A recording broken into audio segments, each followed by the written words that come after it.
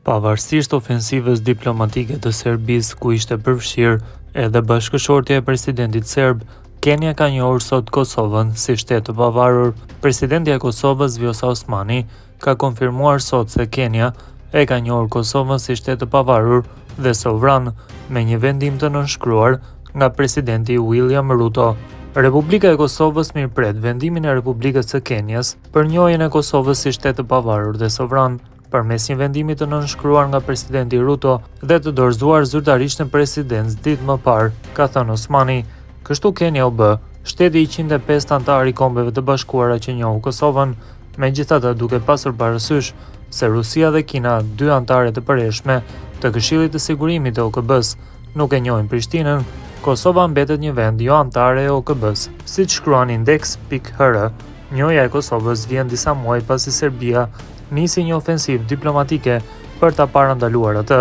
Në tetor të vitit 2024, Tamara Vučić, gruaja e presidentit serb Aleksandar Vučić, u dërgua në Nairobi si pjesë e një fushate diplomatike serbe për të penguar njohjet e reja të Kosovës. Vizita e saj nuk ishte paralajmëruar paraprakisht, gjë që nxiti më tej spekulimet se qëllimi i udhëtimit ishte pikërisht lobimi kundër njohjes së Kosovës. Vučić më pas mori pjesë në bisedime me kryeministrin kenian Musalia Mudavadi dhe ministrin e punëve të jashtme, ku theksi u vu në forcimin e marrëdhënieve dypalshe dhe bashkëpunimit ekonomik ndërmjet Serbisë dhe Kenias. Përveç bisedimeve diplomatike, Serbia ka premtuar edhe ndihmë financiare për Kenian, duke përfshirë një donacion prej 150.000 eurosh për viktimat e përmbytjeve. Vučić ka vizituar edhe lagjet e varfëra Mukurukun në Nairobi, ku ka përcjell mesazhin e vullnetit të mirë të presidentit serb. Gruaja e Vučićit në krahun tjetër ka kërcyer me gratë vendase në Kenia.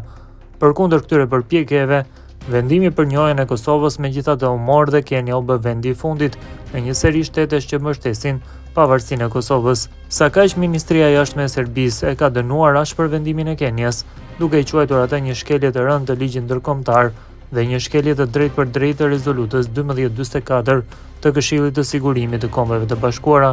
Një vendim i tillë minon përpjekjet që synojnë dialogun konstruktiv, stabilitetin rajonal dhe respektimin e rendit juridik ndërkombëtar.